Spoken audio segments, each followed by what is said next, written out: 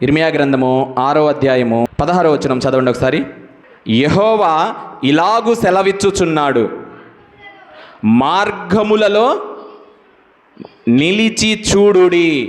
ఆగండి, ఏమని సెలవిస్తున్నాడు దేవుడు మాట్లాడుతున్నాడు.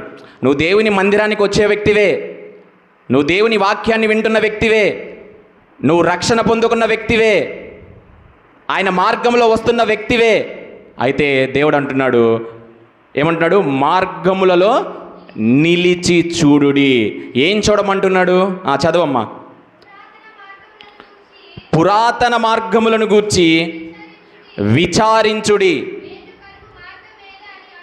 మేలు కలుగు మార్గము ఏది అని అడిగి అందులో నడుచుకొనుడి, అప్పుడు మీకు నెమ్మది కలుగును.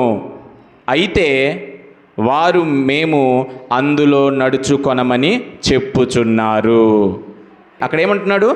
మార్గంలోకి వెళ్తున్నావు, నువ్వు వెళ్తున్న మార్గము ఎలాంటిది? ఒకసారి అక్కడ నిలబడి, అక్కడ ఆలోచించి, అక్కడ నిలబడి మార్గములో నిలుచొని ఒకసారి చూడు. ఏది మంచి మార్గము, ఏది చెడ్డ మార్గము? పురాతన మార్గములు, మేలు కలుగు మార్గములు. ఈరోజు మనము దేవుని సన్నిధికి వస్తూనే, ఆయన దగ్గర మేలు పొందుకుంటూనే, ఆయన వాక్యము వింటూనే ఒకటి ఉండిద్ది, మన దాంట్లో ఒకటి జరగదు, అది ఆలస్యమైద్ది. ఆ ఒక్కటి ఆలస్యం అవడం వల్ల మరలా ఏం చేస్తారో తెలుసా? ఒకసారి మళ్ళీ అక్కడికి వెళ్తే బాగుండు, అక్కడికి వెళ్తే ఏమన్నా జరిగిద్దేమో, వాళ్ళ మాట వింటే ఏమన్నా జరిగిద్దేమో. నువ్వు విచారిస్తుంది ఎక్కడ విచారిస్తున్నావు? నువ్వు ఎవరిని అడుగుతున్నావు? మనుషులను అడుగుతున్నావా? బంధువులను అడుగుతున్నావా? లేకపోతే పెద్ద మనుషులను అడుగుతున్నావా? ఎవరిని అడుగుతున్నావు? దేవుడు అంటున్నారు, నన్ను విచారించుడి, నన్ను అడగండి, మేలు కలుగు మార్గం ఏదో నేను నీకు చూపిస్తాను. నువ్వు ఎక్కడికి వెళ్ళినా, ఏ పని చేస్తున్నా దేవుణ్ణి ప్రార్థించి అడిగి మనం వెళ్తున్నామా? ఏది చేసినా మనం అడిగి వెళ్తున్నామా? ఒకసారి మనల్ని మనం పరిశీలించుకోవాలి. మనం ఏ పని చేసినా, వ్యాపారం చేసినా, ఉద్యోగం చేసినా, ఎక్కడికి వెళ్ళినా విచారించి ప్రార్థించి, ప్రభువా నేను ఇక్కడికి వెళ్ళాలా, వెళ్ళకూడదా? చెప్తాడా అంటే ఖచ్చితముగా ఆయన వాక్యము ద్వారా మాట్లాడతాడు, సేవకుని ద్వారా మాట్లాడతాడు, విశ్వాసుల ద్వారా ఆయన మాట్లాడతాడు. నువ్వు విచారించట్లేదు. విచారించకుండా మనుషులు చెప్పిన మాటలు విని వారిని అడిగి, పలానా వ్యక్తి అక్కడికి వెళ్ళాడు, వాళ్ళు బాగుపడ్డారు, మనం కూడా అదే మార్గంలో వెళ్దాం, ఖచ్చితంగా మనం కూడా బాగుపడతాం. ఎవరిని అడుగుతున్నావు? ఎవరిని అడుగుతున్నామండి? ఎవరిని విచారిస్తున్నావు? ఎవరిని అడుగుతున్నావు? ఎవరిని ఆదర్శంగా నువ్వు తీసుకొని అడుగుతున్నావు? చాలామంది భార్యాభర్తల్లో తగాదొచ్చినప్పుడు, విడిపోయినప్పుడు వాళ్ళు ఏమంటారు తెలుసా? వాళ్ళు ఏమనుకుంటూ ఉంటారు? పలానా పెద్ద మనిషిని అడిగి కూర్చోబెట్టి విచారించి మనం మాట్లాడదాం, వాళ్ళని అడిగి మనం అందరం మాట్లాడదాం, సమాధాన పడదాం, పలానా పెద్ద మనుషులను ముందు కూర్చోబెట్టి అడుగుదాము. ఆ పెద్ద మనుషుల్లోనే సమాధానం ఉండదు, ఆ పెద్ద మనుషులే సరిగ్గా ఉండరు. వారిని కాదు నువ్వు విచారించాల్సింది, సృష్టికర్త అయిన దేవుణ్ణి విచారించు. నీ కుటుంబానికి సమాధానము కలుగుతుంది, నీ భర్తకు రక్షణ కలుగుతుంది, నీ కుటుంబానికి నెమ్మది కలుగుతుంది. ఆమేన్. మనము దేవుణ్ణి విచారించకుండా పెద్ద మనుషులు అంటారు, కుల పెద్దలు అంటారు, వీళ్ళ దగ్గరికి వెళ్ళి విచారిస్తే నీ కుటుంబ పరువే పోయిద్ది, నీ కుటుంబ గౌరవమే పోయిద్ది. ఈరోజు నువ్వు ఎవరిని అడుగుతున్నావు? ఎటు వెళ్ళాలో అని ఎవరిని అడుగుతున్నావు? నీకు దేవుడు అంటే ఎవరో తెలుసు, దేవుని యొక్క వాక్యం ఏంటో తెలుసు, దేవుని యొక్క శక్తి అంటే ఏంటో తెలుసు, ఆయన చేస్తున్న అద్భుత కార్యములు నువ్వు చూసి ఉన్నావు. అయినా దేవుణ్ణి ఎందుకు అడగట్లేదు? మరలా ఆ పురాతన మార్గం వైపే చూస్తున్నావు. ఆయన దగ్గర పొందుకుంటూనే మరలా ఆ పురాతన మార్గం వైపే చూస్తున్నావు. జాగ్రత్త. దేవుడు అంటున్నాడు, విచారించాలి. నువ్వు విచారిస్తే ఆయన నీకు బోధిస్తాడు, నువ్వు అడిగితే ఆయన నీకు చూపిస్తాడు, నువ్వు ఎటు వెళ్ళాలో అడిగితే ఆయన నీ మార్గములను సరళము చేస్తాడు. ఆమేన్. మార్గములను సరళము చేస్తాడు. ఈరోజు దేవుడు అడుగుతున్నాడు, నువ్వు ఏ మార్గంలోకి వెళ్తున్నావు? నువ్వు దేవుని సన్నిధికి వచ్చే బిడ్డవే, కానీ నీకు దేవుని దగ్గర నుంచి మేలు పొందుకోకపోతే మరలా నువ్వు ఎటువైపు చూస్తున్నావు? ఎటువైపు చూస్తున్నావు? ఏ పని చేస్తున్నా దేవుణ్ణి విచారిస్తున్నావా? నువ్వు ఎక్కడికి వెళ్తున్నా దేవుణ్ణి అడుగుతున్నావా? ఏ మార్గంలోకి వెళ్ళాలో, ఏ పని చేయాలో, ఏ వ్యాపారము చేయాలో, ఎటువైపు వెళ్ళాలో దేవుణ్ణి అడుగుతున్నావా? లేకపోతే మన సొంత ప్రయత్నాలు మనం చేస్తున్నామా? ఒకసారి మనల్ని మనము పరిశీలన చేసుకోవాలి. అడుగుతున్నామండి మనము? చెప్పండి. మనము ఏ పని చేసినా దేవుణ్ణి అడుగుతున్నామా? పలానా వాళ్ళు అంటారు, ఇదిగో ఈరోజు ఇటు కాదు అటు వెళ్తే చాలా బాగా వ్యాపారం జరిగిద్ది. నువ్వు ఎవరిని అడిగావు? మనిషిని అడిగావు. నువ్వు మనిషిని నమ్ముతున్నావు. అదే దేవుణ్ణి అడిగి వెళ్ళు. అక్కడ శూన్యముగా ఉన్న నీ కొరకు అద్భుతాన్ని ఆయన సృష్టిస్తాడు. ఆమేన్. ఎందుకంటే శూన్యములో సృష్టిని చేసిన దేవుడు. ఆమేన్. ఎడారిలో నీటి ఊటలను పారచేసిన దేవుడు మన దేవుడు. ఆమేన్. నీ కొరకు అద్భుతాన్ని ఆయన దాచిపెట్టాడు. అయితే మనము అడగకనే వాటిని, చెప్పండి, అడగకనే మనము పొందుకోవట్లేదు. ఎటు వెళ్ళాలి ప్రభువా నాకు బోధించు. ఇదిగో నా దగ్గర నా ఎదురు 2 మార్గాలు ఉన్నాయి. నేను ఎటు వెళ్ళాలి? నేను ఎటు వెళ్ళాలి ప్రభువా? ఇది సరైన మార్గమేనా? ఇది సరైన మార్గమేనా? ఈ మార్గంలోకి వెళ్తే నేను ఆశీర్వదించబడతానా? ఈ మార్గంలోకి వెళ్తే నా ఉద్యోగం కరెక్ట్గా ఉంటుందా? ఈ మార్గంలోకి వెళ్తే నా వ్యాపారం సరిగ్గా ఉంటుందా అని అడగాలి. అడగకుండా మనము వెళ్ళితే ఏం జరిగిద్ది? నష్టము మనకు జరిగిద్ది. ఏ పని చేసినా, ఏ పని చేసినా మనము విచారించాలి. ప్రతిదీ ఆయన దగ్గర అడిగి మనం ముందుకు వెళ్ళాలి. కుటుంబంలో చిన్నది ఏమి ఉన్నా లేకపోయినా దేవుణ్ణి అడగాలి. ఇదిగో ప్రభువా, ఈరోజు నేను ఈ వ్యాపారము చేయాలనుకుంటున్నాను. ఇది కరెక్టా? ఇది చేస్తే మంచిదా? ఇది చేస్తే మంచిదా అని దేవుణ్ణి మనము అడిగి ముందుకు మనము అడుగు వేస్తే ఆ అడుగు మరలా వెనుకకు పడదు. ఆమేన్. ఆ అడుగు ముందుకే వెళ్తుంది కానీ వెనుకకు పడదు. ఆమేన్. ప్రతి దాంట్లో మనము దేవుణ్ణి అడగాలి. మనం ఇక్కడికి వచ్చి ప్రార్థన చేస్తాం. ఆదివారం ఇక్కడ ప్రార్థన చేస్తాం, శనివారం ప్రార్థన చేస్తాం. మిగతా 4-5 రోజులు ఏం చేస్తాం? మిగతా 5 రోజులు ఏం చేస్తామండి? మిగతా 5 రోజులు ప్రార్థన చేస్తావా? చెప్పండి. అప్పుడు దేవుణ్ణి అడుగుతున్నావా? దేవుడికి ప్రార్థన చేస్తున్నావా? అప్పుడు ఏమైపోయింది మన భక్తి జీవితము? అప్పుడు ఏమైపోయింది మన ప్రార్థన జీవితము? ఏదో ఆదివారము శనివారమే మనం భక్తులమా? 365 రోజులు మనము బ్రతికి ఉన్నంత కాలము దేవుణ్ణి అడిగి మనము తెలుసుకుంటా ఉండాలి. ఎక్కడికి వెళ్ళాలి, ఏది చేయాలి, అవన్నీ దేవుణ్ణి అడగాలి. దేవుని ఆజ్ఞ లేకుండా ఏది నిన్ను తాకదు. ఆమేన్. నువ్వు అడిగితే చాలు ఆయన నీకు బోధిస్తాడు. నువ్వు అడిగితే చాలు నీ మార్గాన్ని ఆయన చూపిస్తాడు. మనము అడగకుండా సొంత ప్రయత్నాలు మనం చేస్తూ ఉంటాం. చాలామంది సొంత ప్రయత్నాలు చేస్తూ ఉంటారు. అవి మనము మానుకొని దేవుణ్ణి అడిగి మనము ముందుకు వెళ్తే దేవుని యొక్క అద్భుతాన్ని మనము చూస్తాము. ఎందుకు మనకు ఉదాహరణకు దావీదు భక్తుడే ఉన్నాడు. ఆయన రాజు, ఇజ్రాయెల్ ప్రజలకు గొప్ప రాజు. ఆయన యుద్ధము జరుగుతున్నప్పుడు ఫిలిష్తీయులు దండెత్తి వస్తున్నప్పుడు నేను రాజును కదా, నా సైన్యాన్ని తీసుకెళ్ళి యుద్ధం చేసేస్తానని చెప్పి యుద్ధం చేయలేదు. ఆయన యుద్ధానికి వెళ్ళే ముందు దావీదు చిన్న వయసులో నుంచే, చిన్నప్పటి నుంచే విచారించడము, ప్రార్థించడము నేర్చుకున్న వ్యక్తి. దేవుణ్ణి అడిగి పొందుకోవడము నేర్చుకున్న వ్యక్తి. ఆమేన్. ఎందుకంటే దావీదు యొక్క తల్లి దావీదుకు అటువంటి ప్రార్థనా జీవితాన్ని నేర్పించింది. నీకు ఏది ఉన్నా, ఎవరు ఉన్నా, అన్నలు ఉన్నా, తండ్రి ఉన్నా, విడిచిపెట్టినా, ఎవరు నిన్ను విడిచిపెట్టినా దేవుణ్ణి మటికి నువ్వు విడిచిపెట్టొద్దు. ప్రార్థనను నీవు విడిచిపెట్టద్దు.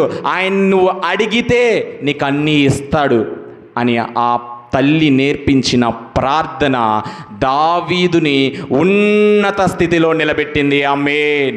ఉన్నతముగా నిలబెట్టింది. ఎందుకు పనికిరాని వాడే దావీదు, కానీ దేవునికి పనికొచ్చేవాడుగా కనపడ్డాడు. ఈరోజు బంధువుల మధ్య నువ్వు ఎందుకు పనికిరాని వ్యక్తిగా నువ్వు కనబడుతుంటే, నువ్వు దేవుణ్ణి అడిగే వ్యక్తివైతే దేవునికి నీవు పనికొచ్చే వ్యక్తివే. ఆమేన్. దేవునికి నీవు పనికొచ్చే వ్యక్తివి. చూద్దాం దావీదు చూడండి, 2 సమూయేలు గ్రంథము 5వ అధ్యాయము 19వ వచనము. దావీదు నేను అడుగుతున్నాడు, ఫిలిష్తీయులతో యుద్ధం జరుగుతున్నప్పుడు దావీదు అప్పుడే వెళ్ళిపోలా, యుద్ధం చేయాల. దావీదు అడుగుతున్నాడు దేవుణ్ణి, నేను ఫిలిష్తీయులతో ఎదురుగా పోయేదనా,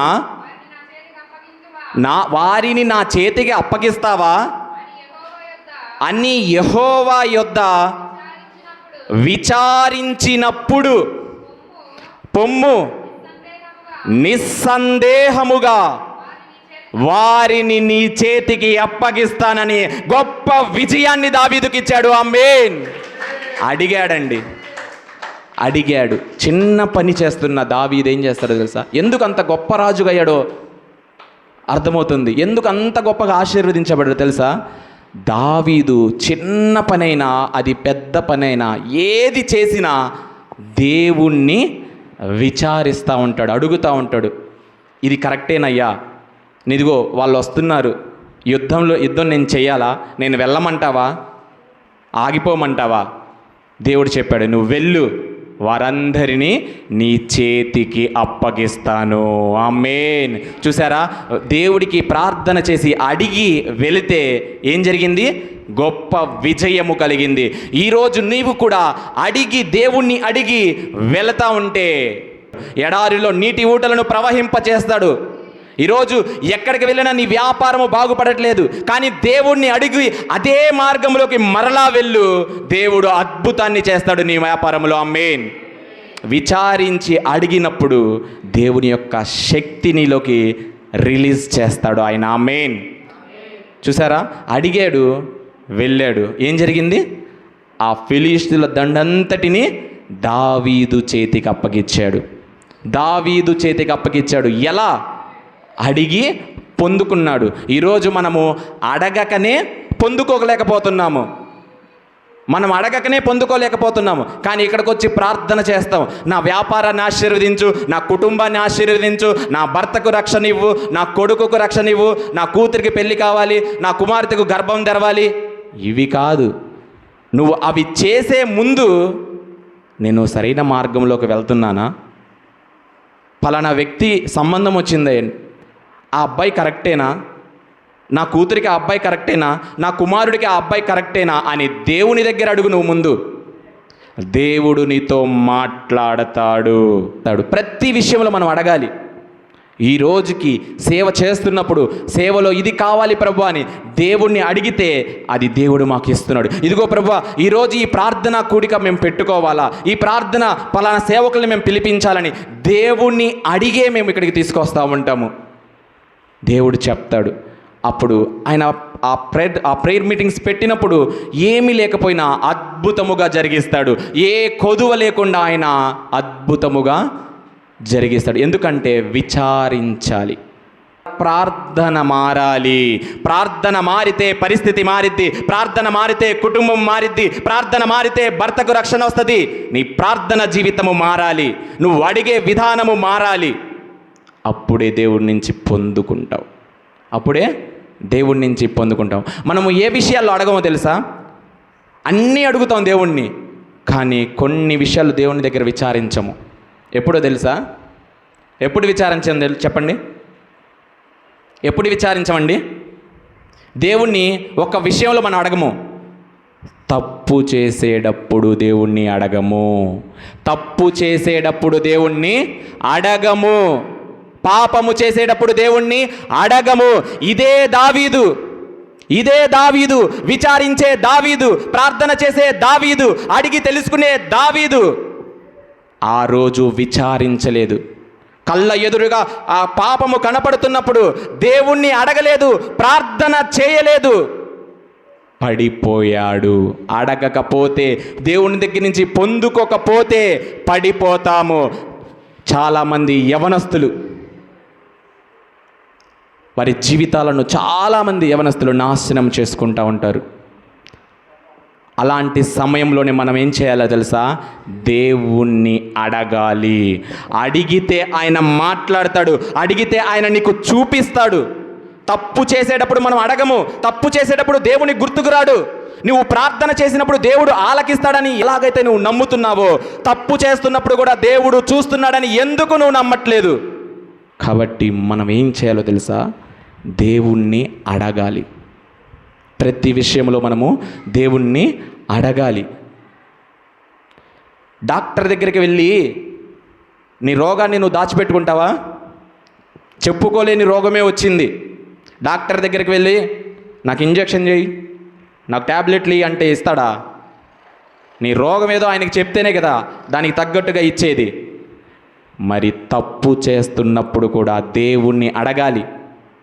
అయ్యా, నాకు ఇలాంటి ఆలోచన వస్తుంది, అయ్యా ఇలాంటి పాపపు ఆలోచన నాకు వస్తుంది ప్రభువా, నా ఆలోచనను మార్చివేయి. అడిగితే ఆయన పక్కకు తీసుకువస్తాడు. అక్కడి నుంచి నిన్ను బయటికి తీసుకువస్తాడు. ఆయన అక్కడి నుంచి నిన్ను బయటికి తీసుకువస్తాడు. నిన్ను తన రక్తంతో కడిగింది మరలా బురదలో పడిపోవడానికి కాదు. నిన్ను కడిగినది నీ కొరకు ఒక రాజ్యాన్ని ఏర్పాటు చేశాడు. నీ కొరకు ఒక సామ్రాజ్యాన్ని ఆయన ఏర్పాటు చేశాడు. నీ కొరకు ఒక బంగారపు నగరాన్ని ఆయన సృష్టించాడు. అక్కడ తిరగడానికి నిన్ను ఆయన తన రక్తముతో కడిగాడు, మరలా ఈ లోక బురదలో పడిపోవడానికి కాదు. ఆమేన్. కాబట్టి ప్రతి విషయములో దేవుణ్ణి విచారించాలి. ప్రతి విషయములో మన సొంత మార్గములు కాదు, సొంత ఆలోచనలు కాదు, దేవుణ్ణి అడిగి తెలుసుకోవాలి. మన సొంత మార్గంలోకి వెళ్తే ఏం జరిగిద్దో తెలుసా? మన సొంత మార్గంలోకి వెళ్తే ఏం జరిగిద్దో తెలుసా? మనుషులు చూపించే మార్గంలోకి వెళ్తే ఏం జరిగిద్దో తెలుసా? ఆ పెద్ద మనుషులు చూపించే మార్గంలోకి వెళ్తే ఏం జరిగిద్దో తెలుసా? మరణము కలిగిద్ది. సామెతల గ్రంథము 16వ అధ్యాయము 25వ వచనము. ఈరోజు నువ్వు ఎవరిని అడిగి ముందుకు వెళ్తున్నావు? ఎవరిని అడిగి వ్యాపారం చేస్తున్నావు? ఎవరిని అడిగి ఎక్కడికి వెళ్తున్నావు? ఏ మార్గంలోకి వెళ్తున్నావు? ఒకని మార్గము వాని దృష్టికి యథార్థముగా కనబడిన అయినను తుదకు అది మరణమునకు చేరును. పలానా వ్యక్తి కరెక్ట్గానే చెప్పాడు, చాలా మంచిగా చెప్పాడండి, మా కుటుంబం మేలు కోరుతున్నాడు ఆయన. కానీ నువ్వు ఆ వ్యక్తి మాట విని అటు వెళ్తే అది నీకు మరణమే. మంచిగానే కనబడిద్ది, యథార్థంగానే కనబడిద్ది. నువ్వు మరలా ఆ మార్గంలోకి వెళ్తే ఏందంట? మరణము. అదే దేవుని మాట విని నువ్వు ముందుకు వెళితే నిత్య రాజ్యము. హల్లెలూయా, హల్లెలూయా. ఈరోజు నువ్వు ఎవరి మాట వింటున్నావు?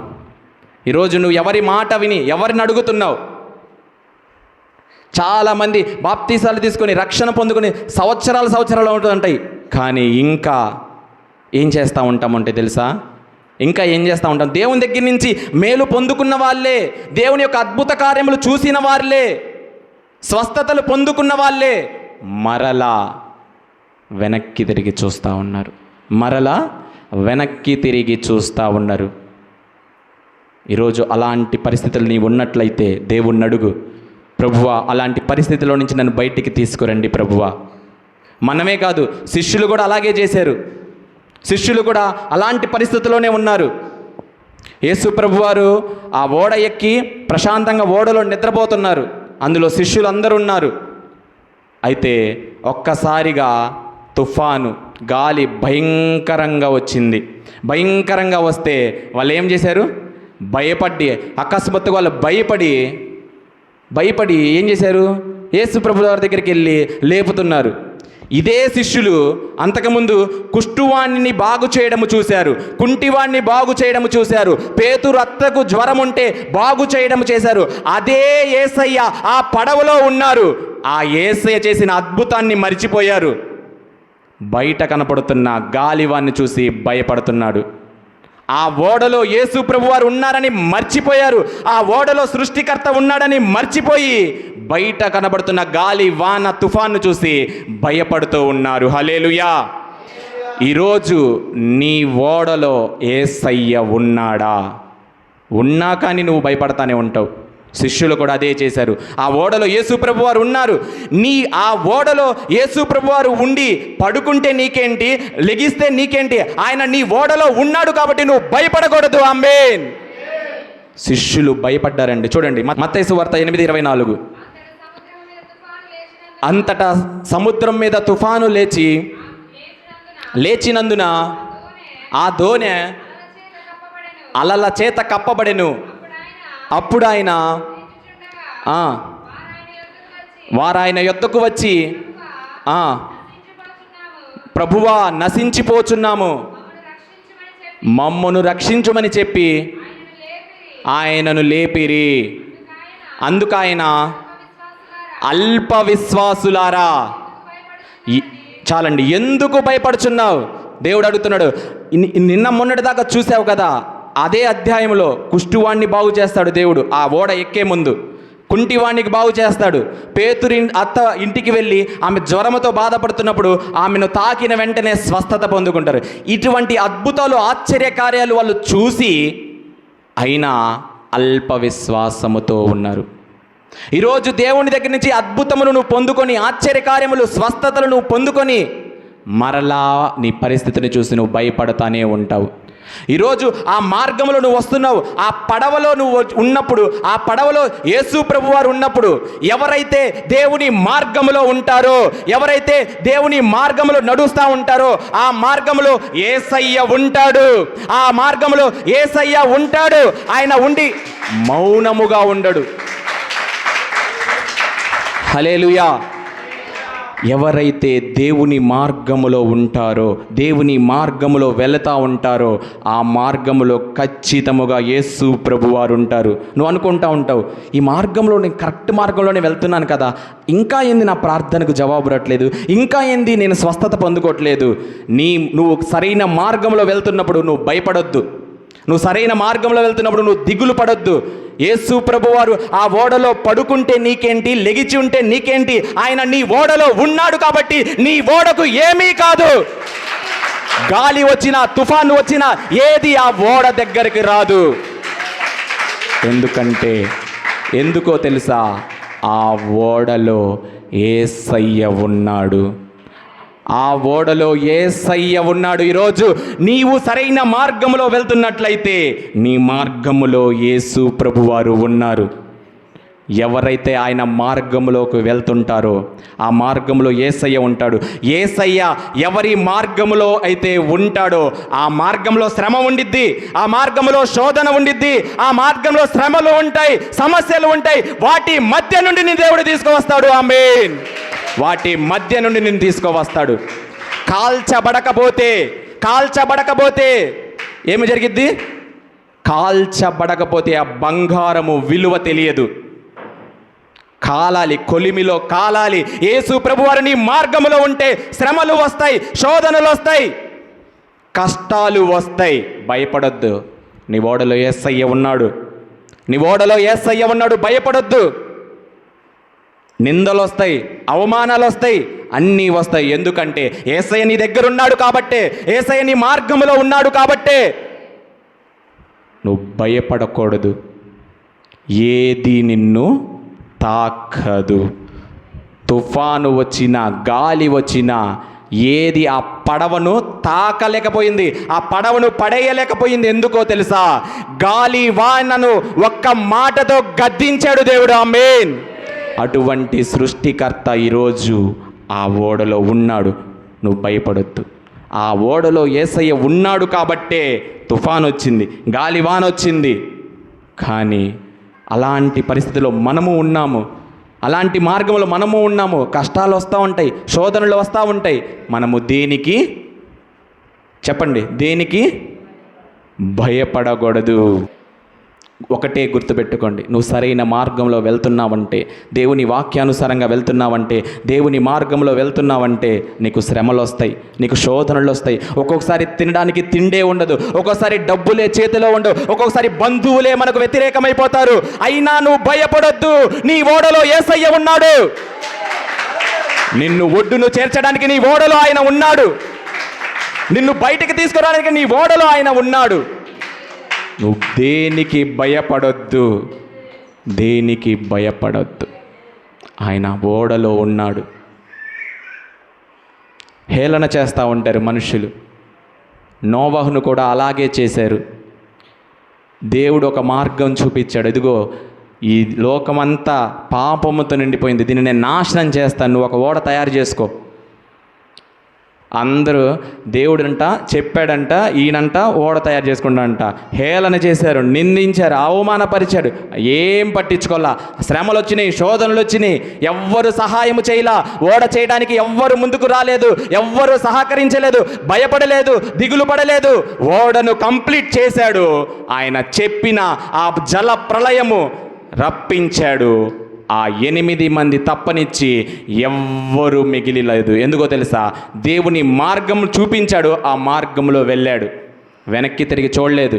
వీళ్ళేంది ఇలా అంటున్నారు, ఇది నిజమేనా, ఇది నిజమేనా, నిజంగా పడిద్దా, నిజంగా వర్షం వచ్చిద్దా, నిజంగా అని సందేహించలేదు. దేవుని మార్గములోకి వెళ్ళాడు, ఓడను తయారు చేసుకున్నాడు, ఓడలోకి వెళ్ళాడు, రక్షింపబడ్డాడు. ఎందుకంటే ఆ ఓడలో యేసయ్య ఉన్నాడు.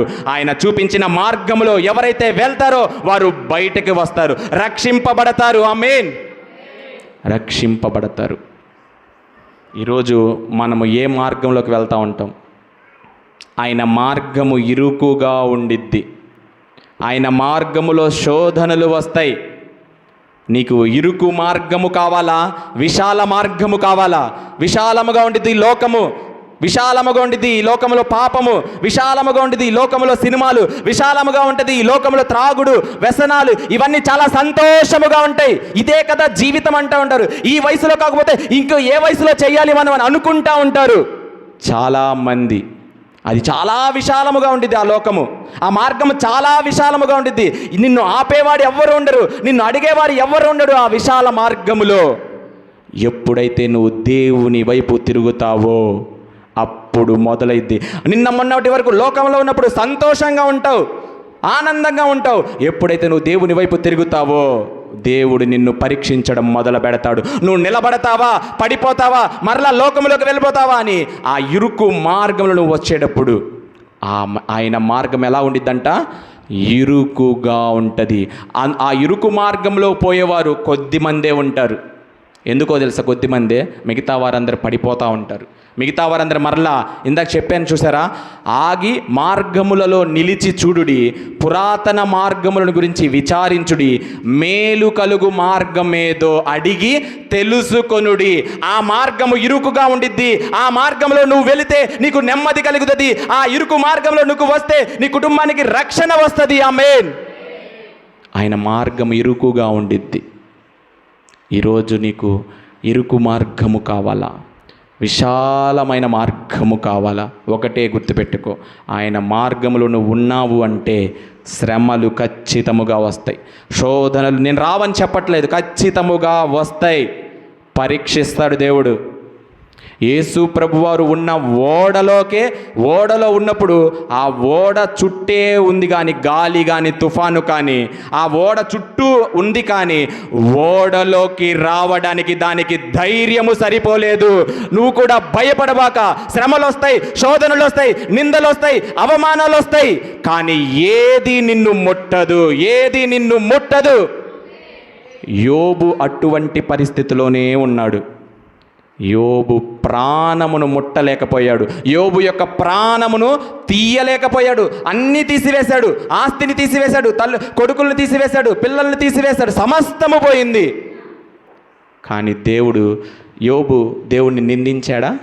ఏం చేశాడు?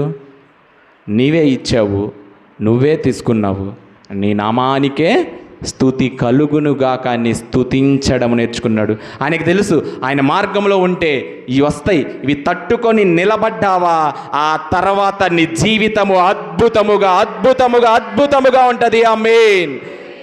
నిలబడాలి. నిలబడిన వాడే క్రైస్తవుడు. పడిపోయిన వాడు క్రైస్తవుడు కాదు. శ్రమలను చూసి, నిందలను చూసి పడిపోయేవాడు క్రైస్తవుడు కాదు.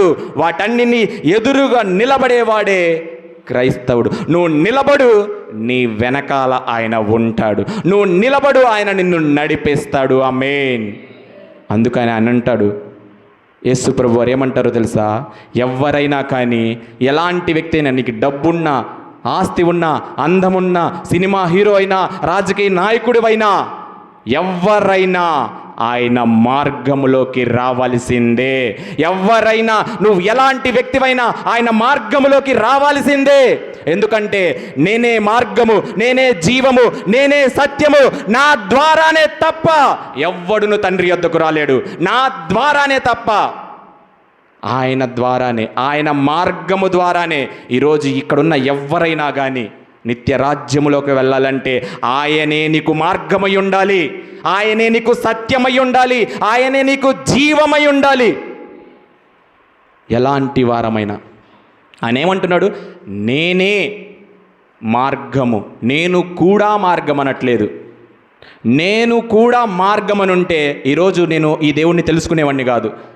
నేను కూడా సత్యం అంటే ఈరోజు ఈ దేవుని గురించి నేను చెప్పేవాడిని కాదు. ఎందుకన్నాడంటే ఆయన నేనొక్కడే, నేను కూడా అన్నాడంటే ఇంకా చాలామంది ఉన్నారని. ఆయన ఏమన్నాడు? నేనే. నువ్వు ఎలాంటి వ్యక్తివైనా, నీకు డబ్బులున్నా, ఆస్తులు, అందం ఎంత ఉన్నా, నువ్వు ఎలాంటి హోదా కలిగి ఉన్నా, నా ద్వారానే నువ్వు నిత్య రాజ్యములోకి వెళ్ళేది. ఈరోజు నీ మార్గము ఆయనై ఉన్నాడా, లేకపోతే నీ మార్గము మనుషులై ఉన్నారా? ఒకసారి మనల్ని మనము పరిశీలన చేసుకుందాము. ఆయన రాజ్యములోకి మనం వెళ్ళాలి అంటే ఆయన మార్గములోకి మనము రావాలి.